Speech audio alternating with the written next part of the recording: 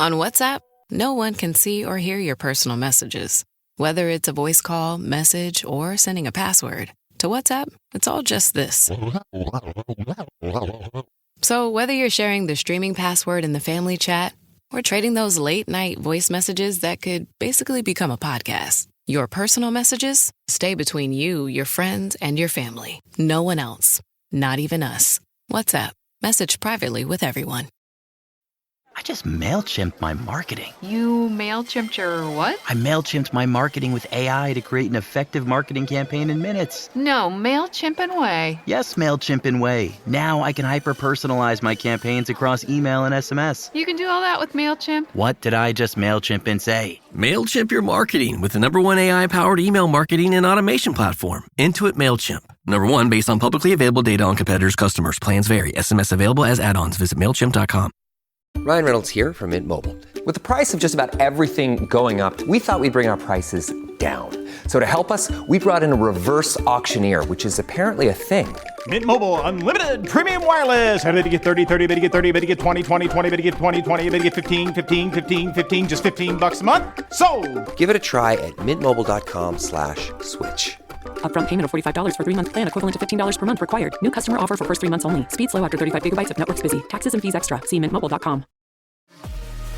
This episode is brought to you by State Farm. Sports are all about teamwork, and so is insurance. Whether you need an in-person or digital assist, State Farm is there to help you choose the right coverage for your home, car, and more. Get a game plan that helps fit your life and talk to State Farm today. State Farm with the assist. Coverage options are selected by the customer. Availability and eligibility vary by state.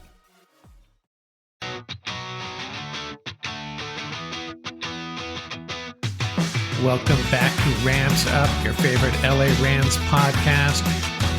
We are part of the Fans First Sports Network, and you can follow us on YouTube at youtube.com/@RamsUpPodcast. I'm your host, Mark. I'll be joined often by my football guru, Ian, along with a bunch of other friends of the show on occasion. Let's get to it. Hey, what's going on, Ram fans? This episode, I'm going to get back to my NFC West position comparisons. I talked about the centers, but I didn't talk about the guards, and I'm going to look at the guards for the 4 NFC West teams and rack and stack them. That'll be coming up in a minute. A few things I wanted to talk about before we get started. Seattle Rams had a nice little poll of sorts on Twitter asking who is the best Rams running back not named Falk, Dickerson, Jackson, or Gurley. And I thought the answer was obvious, and I shared it, and it's Lawrence McCutcheon. And I'm surprised that was up for debate. And a lot of people throwing names out there of guys that, decent running backs, I suppose, but Lawrence McCutcheon has to be the first one off your lips after those 4, maybe Bettis, but I'm going with McCutcheon, not dwelling on that for very long at all. To me, the answer was obvious. And another item on running backs, Cameron DeSilva sharing that NFL executives were polled about the top 10 running backs in the NFL. No Kyren Williams, and he was not one of the 5 honorable mentions either. I don't know what is going on with that. That sounds like just outright silliness.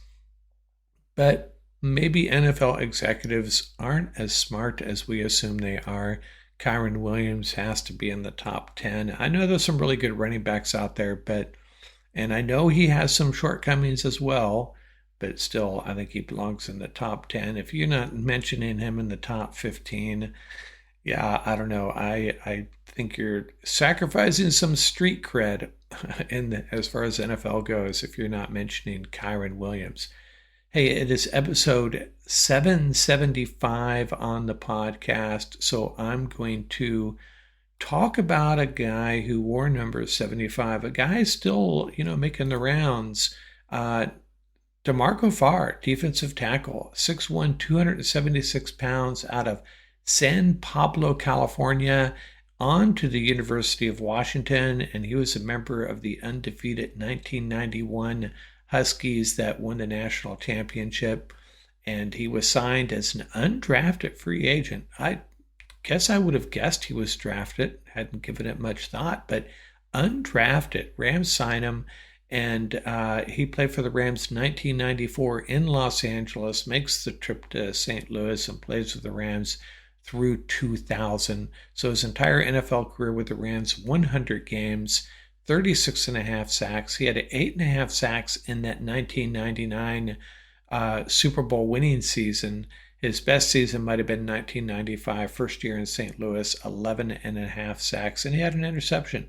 So DeMarco Farr won a national championship and a Super Bowl championship, and I don't have the data on that, but I suspect there aren't a lot of guys that can say that. And of course, he's still very present in the Rams world. He has a couple of podcasts that he participates on, including Rams Iconic, where he talks to players from the Rams' glorious past. And so he's still a big Rams booster. DeMarco Farr, he's our number 75. And yes, I already talked about Deacon Jones and a few other guys. Irv Pankey and John Williams were the other ones. So we'll get back to some other guys 100 episodes from now. And what else do we have to talk about? There's some 2026 draft projections circulating, and Matt Miller of ESPN sees the Rams using those first two picks on Caden Proctor, the offensive tackle out of Alabama. Makes sense, especially given the situation with Alaric Jackson, and then going and getting their quarterback with that second pick in the first round, Drew Aller out of Penn State. Now, I am no quarterback whisperer, but Aller doesn't strike me as a guy that's really special, and the Rams need a really special quarterback. McVay will settle for nothing less. I could be wrong on Aller, but that's how Miller has the Rams going. And then who is the second one? This is NFL Spin Zone's Sayar Bettinger, had the Rams trading up in the first round to draft Fernando Mendoza. He's the quarterback that played 3 years at Cal and is now at Indiana, 6'5", 225 pounds, really good athlete. Now, I don't know what the plan is. I don't have the specifics on moving up. I wouldn't think you'd need to draft Mendoza. So maybe they drafted someone else with that first pick, Atlanta's pick. I'm assuming that's going to be the first pick, and then traded up further additionally in the first round to draft Mendoza. I think Mendoza will be there late in the first round, I guess is what I'm saying, but that's a long ways off. But thought I'd share that. Way too early to be doing mock drafts, obviously, but it's always fun just to check in. We'll be monitoring what these what these experts think the Rams are going to do. Really interesting situation. 2 first-round picks for the Rams, so they have a lot of draft capital. Could go a lot of different ways. So I wanted to talk about the guards in the NFC West, and we'll start with Arizona.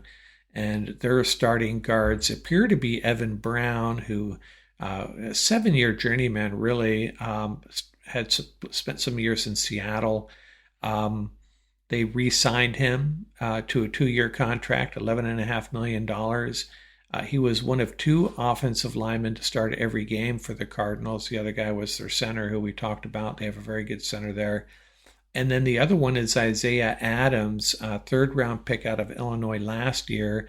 Was a backup most of the season. Moved into the starting lineup at right guard for the final 5 games of the season. Decent run blocker.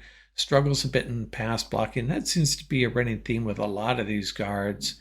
But he's a young player that could be improving. Now, he has not, right now he appears to be the starting guard. Through the Starbucks College Achievement Plan, full and part-time Starbucks baristas receive 100% upfront college tuition coverage so they can focus on achieving their dreams, not how they'll pay for school.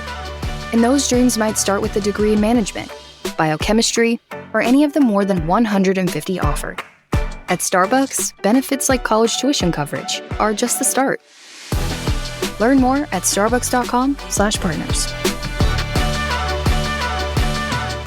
You set the table, put on a playlist, even made the lasagna from scratch. And now you're wearing it. OxyClean Max Force Spray tackles tough, set-in stains the first time. Adulting is hard. Fighting stains shouldn't be. OxyClean Max Force. It's not clean unless it's OxyClean.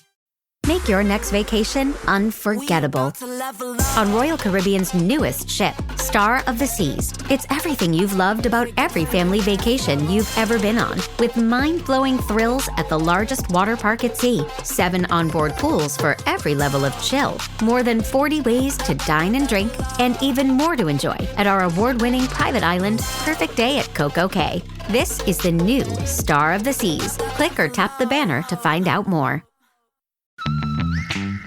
What if Black Friday deals were available in the summer?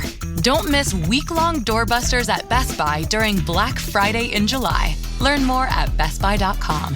Best Buy. Imagine that. There's a guy, John Gaines, the second on the roster, who could be in the mix. But Brown and Adams right now appear to be their starters, and nothing to get too excited about.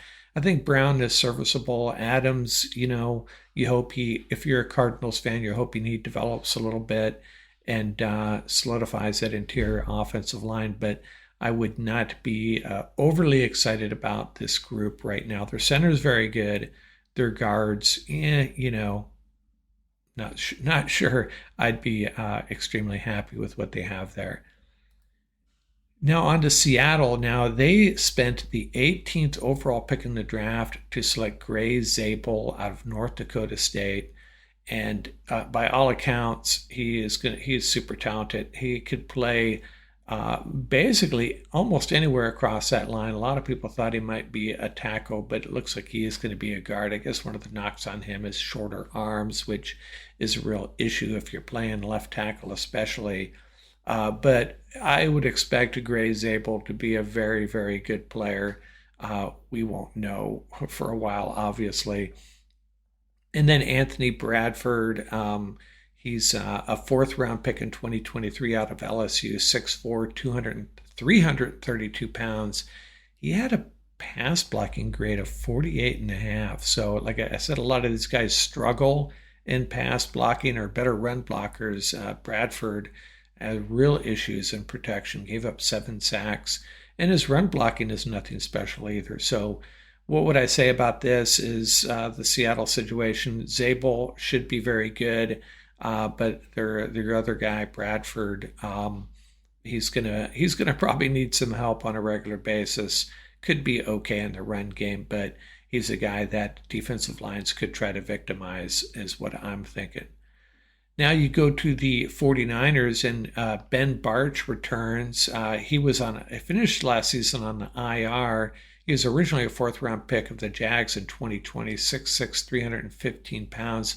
Because of those injuries, last year he started just 2 games, has played in just 7 games over 2 seasons, but he's graded out well when he's been in there. 70-plus in pass blocking and run blocking, but we don't have a lot of data on him. So the 49ers have to be hopeful. He's decent. And Dominic Pooney. Now, he was a third-round pick last year, and he's a guy that I, thought the Rams could have made a run at. Of course, they had Avila and Dawson, so it didn't really make sense. But I think Pooney was a guy that high expectations. I thought the 49ers did well to get him in the third round. Started all 17 games last year as a rookie, an 81.5 run blocking grade. So this is one case where the 49ers got it right, and there have been a lot of cases recently where they've gotten it wrong. But Pooney, solid pick, and he should be entrenched there for the 49ers for a long, long time, unfortunately for the Rams. But Bartch, they're counting on him bouncing back, a bit of a question mark, though. Then you get to the Rams. Avila, 6'3", 328, entering his third year. They moved him to center and then back to guard. He had an overall grade of 67.1, very good run blocker, 71.9, and his pass blocking was okay. Gave up 3 sacks, and he did miss 7 games last year. But Avila is solid, if not spectacular. Rams drafted him in the second round. Has he lived up to that? Yeah, borderline, but he's a good player. And I feel good enough about our situation at left guard with Steve Avila there. And then there's Kevin Dotson, 6'4", 321 pounds. He had an 81.8 grade overall, 7th best in the NFL. So he's borderline elite. A lot of us thought he should have been in the Pro Bowl. He's just an exceptional run blocker, a road grader, great in the power running attack. And with Avila and Dotson, I think the Rams are set at the guard position. They have some depth there with Bo Limmer, Dylan McMahon, and some other guys. So how do we rack and stack these guards? Well, if I looked at all these guards in this division, given them the Siskel and Ebert ratings here, Dotson is at the top, 4.5 stars, and Pooney, the 49ers, 4 stars, and I could be selling him a little bit short. Maybe he deserves a 4.5, but he just got 1 year in the books, so held back half a star there. Avila, 3.5. He maybe being a little bit conservative on my rating of Rams players. Some would say he deserves 4 stars, but his pass blocking has just been average, so I went with 3.5. And Zabel kind of projecting here 3.5 stars. I suspect he's going to end up being a 4 and a 4 or a 4.5 star player, but until we see it. But Seattle's going to be very happy with him, I think. Evan Brown of the Cardinals, I gave him 3 stars. Just a veteran that's been around, decent, nothing special, nothing spectacular. And Barch, 3 stars. The injuries have held him back, but he's if he's your number 2 guard, you could do a lot worse. 3 stars for him. And then Anthony Bradford and Isaiah Adams of the Seahawks and Cardinals, respectively, 2 stars apiece. So overall, I would say right now the Rams have the first and third best guards in the division. Zabel could leapfrog Avila and probably will. So still, if the Rams end up having 2 of the top 4 and the other 2 are not from the same team, one from the 49ers and one from the Seahawks, and the Cardinals bringing up the rear here, Rams are in a good situation on the interior offensive line. Coleman Shelton and Bo Limmer, really good depth at the center position too. So at the guards, Rams at the top, 49ers and Seattle a couple rungs behind them, Pooney and Zabel, 2 really good young players, I suspect. And then the Cardinals, not a lot to celebrate. That's my assessment of the NFC West guards, and I think that's pretty fair. Dotson is right now the best guard in the division. Pooney and Zabel could end up having something to say about that, though. Out here from Rams Up. Acura dares to drive beyond standard. A torque vectoring super handling all-wheel drive system, standard in the Acura RDX. Panoramic moonroof and premium 3-row seating, standard in the Acura MDX. Sound that surrounds you, an 18-speaker Bang & Olufsen premium sound system comes standard in the all-electric ZDX. The Acura RDX, ZDX, and MDX, where precision meets craftsmanship. Visit Acura.com to learn more.